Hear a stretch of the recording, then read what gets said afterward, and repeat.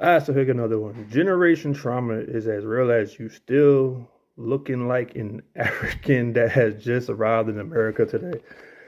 All right, that's a new one as well too. Never get that one, but still, seriously, wow.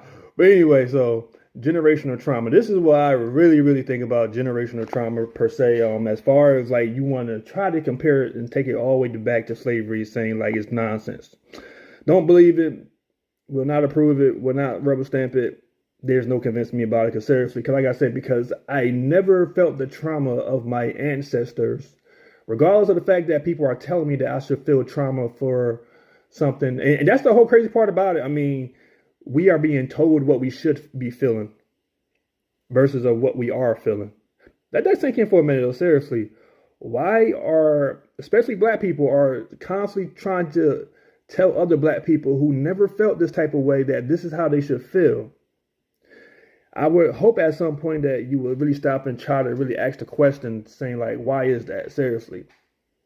And this here is a real problem because again, because even go back to like the whole comment about police hunting down slaves from back in the days, and you kind of looking at it saying, yeah, but the majority of black people never knew that. They never knew that at all.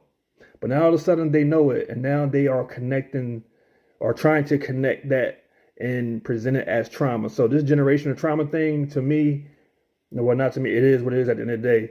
It is just an excuse for a behavior that you want to do in order to justify it. That's all it is.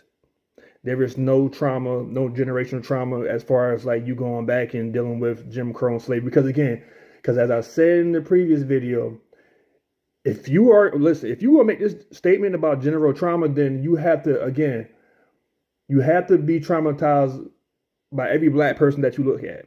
Because you got to think about saying like, yeah, let's take it back to Africa. Because every black person I look at now, I'm thinking like, yo, your people sold me, my people into slavery.